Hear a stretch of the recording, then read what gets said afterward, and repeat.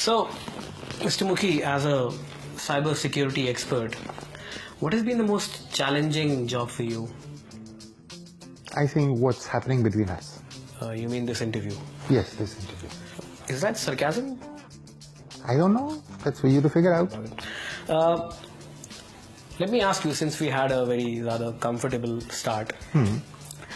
In today's age of selfies and WhatsApps and chit chats and hi's and hellos and hee-hees, how safe is it? Like, is it possible for anyone to spy on me through my computer, laptop, webcam while I'm watching, say, my favorite film like Jani Dushman?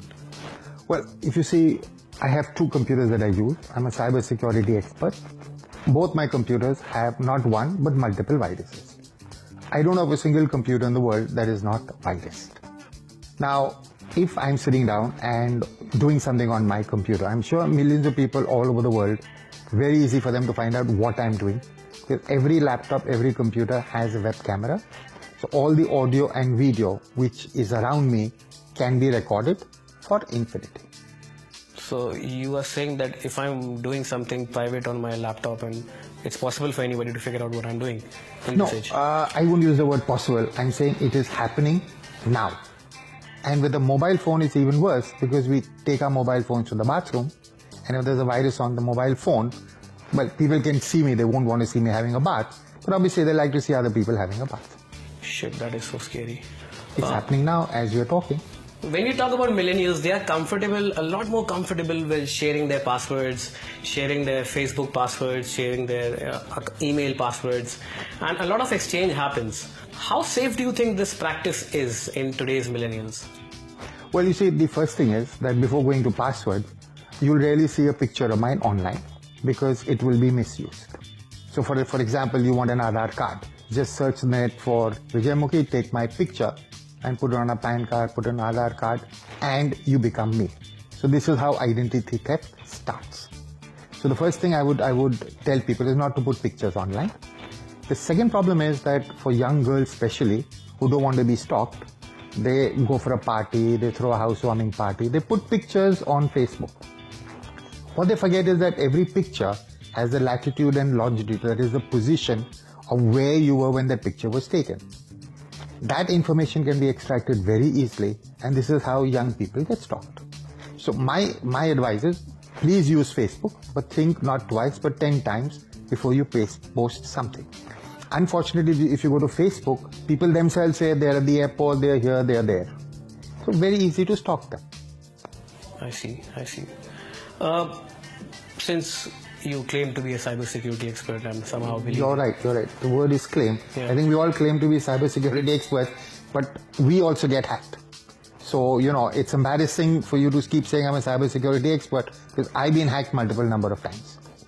So I don't know whether they yet qualifies me to be a cybersecurity expert. So quote unquote claim cybersecurity expert. So Mr. Cybersecurity Expert, in today's age, let me take an example. Suppose I click a photo and I send a private photo to my girlfriend on WhatsApp.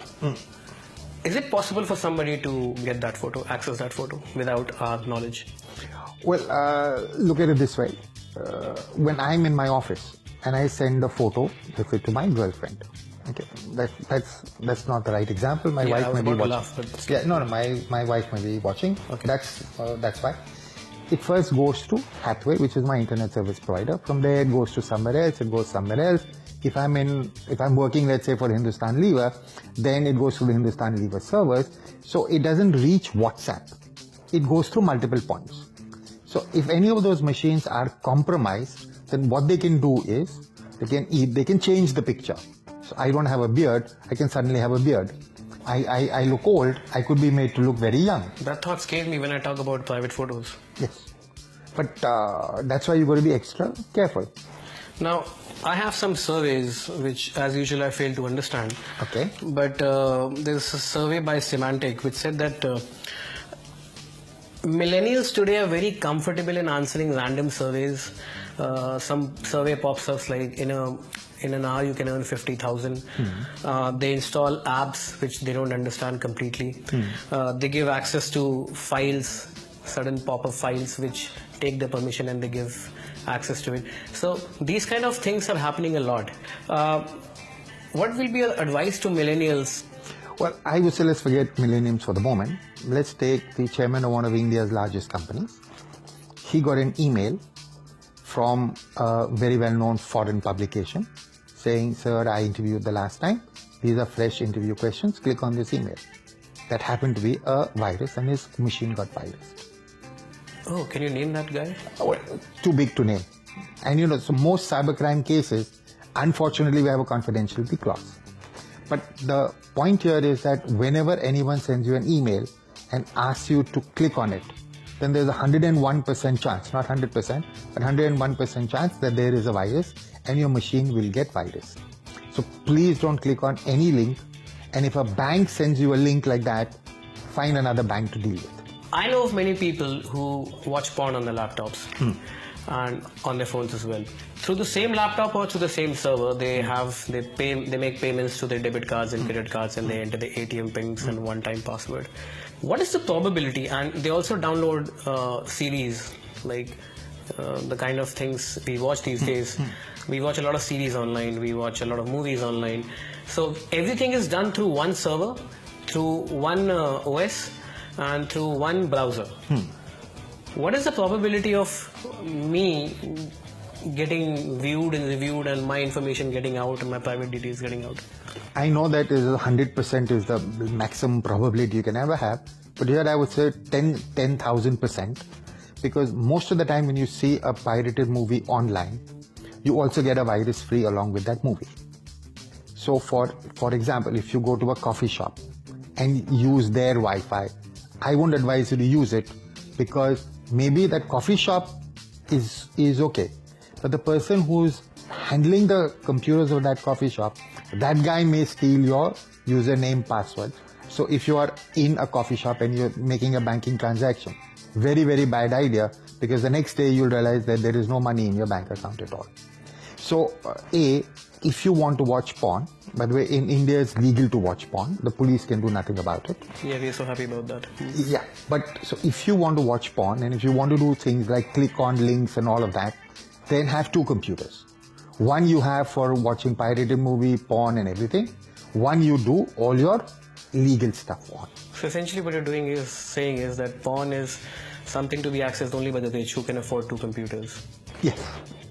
Well, otherwise you will lose your life savings. Now you decide what's more important. Okay.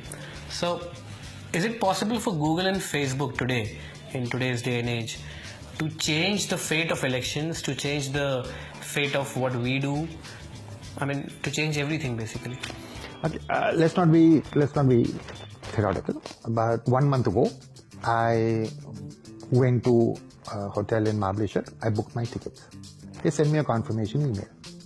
I used Gmail, so obviously Google read that email and realized that Vijay Mukhi is going to Mahabaleshwar, is staying in an expensive hotel.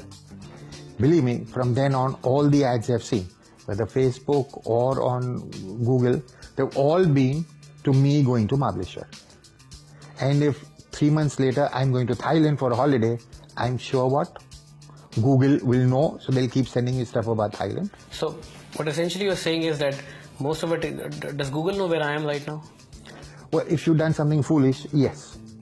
Like, for example, if you have an Android phone and your GPS is on, I'm sure Google knows that you're sitting in my office. Okay, let me tell you why I'm a straight chap. I have an iPhone. My wife has an iPhone. iPhone has Find a Friend, so I can track her, she can track me. So if I go to places where I don't want to track me, I leave my phone behind. So that's how everybody knows, everybody means Apple knows where I am at this point in time. And they can even scan my emails and know what I'm doing, whom I'm sending a mail to. No, they are, because Google... They are because Apple and Google's business model is that the ads they show you is depending upon who you are. So to give you another example, if I've joined a mailing list of dogs as pets, I'll keep receiving what? Ads on dog food. So Google has made money because they tailor the ads to you. So you'll get one sort of ads because you see a lot of porn. I don't, I'll get another set of ads. Okay, so what I'm saying is that at the end of the day, and this is not a sweeping statement, Google, Facebook, Twitter know more about what I do every day than what my wife does. I can lie to my wife, but I can't lie to Google. It's that scary. So, since you are a claimed cybersecurity expert, what can we do about this situation and how can we stay? Well, a lot of people have tried this. They've run into the hills. They don't keep mobile phones. But if you want to live in the world, then you don't have a choice. You're saying we don't have a choice. We are compelled to jump in the well because there's no other option. Well, I would rather say better change yourself and don't do things which break the law of the land. So I would say privacy in today's digital age doesn't exist. Privacy doesn't exist. It doesn't exist. And so that's why people like me are not bothered. They just say, great, my life is an open book. But if you're having affairs with 3 women at the same time, then God help you. Okay, let's move on. Let me ask you something about deep web, darknet. Now, deep web has been in the news for quite some time. And firstly, tell our audience, people who watch us, what is deep web and how is it affecting the world scenario today? Let me give you a practical example. I do a lot of research on cybersecurity. So I said, let me clone my own credit card, debit cards. Okay. So I went to the normal popular websites, and they all give you a credit card reader which can read a credit card, but not one that can write. Okay. So the legal websites don't sell this stuff. So if you go to the dark web or the deep web, you can buy anything and everything that is sold in the world without asking any questions. So if I wanted to buy a credit card cloning machine, Flipkart, Amazon will not sell it, but you can buy it off the deep web. You want to buy drugs, any type of drugs, right? The deep web will have it. You can't get sleep at night. The doctor says, I won't prescribe sleeping tablets. You can tell him to go take a hike, go to the deep web, and you'll get whatever prescription medicine you want. So what is illegal in most parts of the world, it's legal on the deep web. Because it's anonymous as well. Well, it's anonymous. The Indian government doesn't know it exists. The US government will know 2-3 years later, like Silk Road, one of the deepest webs. It took a couple of years for the US government also to shut it down, because even they didn't know where it was. Okay, so this is the problem with the dark web, because it's there. You just have to search. You need to know friends who can find it for you. A Google search will not help. So there are search engines only for the dark web. And you can buy anything and everything you want, and they'll deliver at your doorstep. So you mentioned all the illegal things which happened on deep web. Is there something legal as well? Because there was this TED talk recently by one of the people who made this documentary on deep web. They mentioned that deep web was actually an abode for people who wanted to escape government surveillance and wanted to carve out their own privacy, which is not possible in the internet today. See, the biggest advantage, the biggest plus point of the deep web is that you're actually telling the government, go eat coke. You're telling the government, you can't control my life. If I want to buy something and you have said I shouldn't buy it, I can buy it from somewhere else. The problem that is that a lot of things, like child pornography, the world will agree is illegal. But it's available on the dark web. So, like everything else, you have to draw a line somewhere, even though it's a line drawn in the sand. So a lot of people support the deep web, not because of the bad that happens, but because you are telling Big Brother, that's the government of the day, you don't run my life, I will run my life, I decide, you don't. Let me go back to corporates once again. Like most of these startups, young startups, they host their servers on Amazon because it's free for quite some time, and so does on Google. Now, if there is an incident where Amazon gets hacked, which is quite likely possible in today's day and age, do you think these startups will also get affected? Well, you see, most hackers would prefer attacking the Amazon cloud, the Google cloud, the Microsoft cloud, because if you gain entry, you're not getting entry to one server, but you're getting entry to 10 million. Exactly. So you own all of them. You own all of them. All of them. So for example, if I want to blackmail Amazon, if I can do what is called a denial of service, that means I stop access to the Amazon servers, Amazon will have to pay me hafta. They don't have a choice. So the plus side is that because Amazon knows that one incident like this will shut them down, they hire the best hackers in the world. But the problem is a hacker needs only one opportunity to get into Amazon and Amazon's down.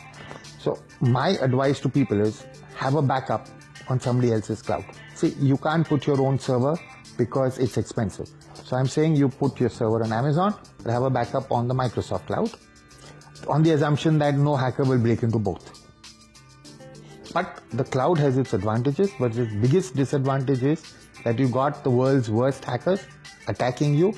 So you make sure that, pray every day that Amazon's got its security right. Now the problem with Amazon is most of the software that you use is Windows, Linux. So if there's a problem with Windows, then it's not Amazon's fault, but yet Amazon will get the brunt of it. Okay, one last question on individual. Yeah. We have a lot of mobile wallets these days. Yeah. Paytms, Freecharge. Of course, they're a convenience. But is there a flip side in making payments online and using mobile wallets?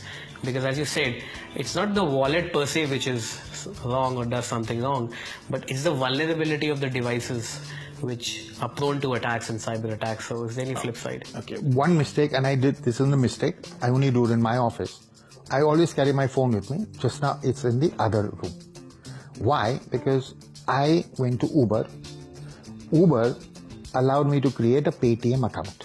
So I didn't go to Paytm to create a Paytm. I went through Uber. I put money through my credit card. Now whenever I make a payment from Paytm, it doesn't ask for a password. It asks for nothing. I can just send the money to any phone number that I want. So my first problem with Paytm is if I lose my phone or I go to the bathroom and I leave the phone behind with some friends, they go transfer all my Paytm money to any account and I would not know. The second point is that Paytm is doing no KYC on me. They're saying, okay, you have this mobile phone, so that's the KYC. Now, what if I clone your mobile phone, clone your SIM card, and then all your Paytm money in your mobile phone number is mine? And this cloning might happen through deep web. Well, you can buy a cloning machine off the deep web. And do you think it can happen very soon again? No, it is happening. This time because of the huge number. See, what we have to understand is that none of these cyber criminals have been arrested. So obviously they and the other cyber criminals are saying, hey, in India, you don't get arrested, you don't get put to jail. So let's target India, and the money is there. Okay. Mr. Vijay, thank you. Thank you. I hope you were scared throughout the interview. But now, should I be scared because you have my mail ID and you have most of my details? Well, because of the way you conducted the interview, I'm sure I'll pass it to hackers. And I'm sure that all your private details, whatever you've done, will be online very soon. It's not a threat, it will happen. I'm not happy. You shouldn't be. I won't be happy also.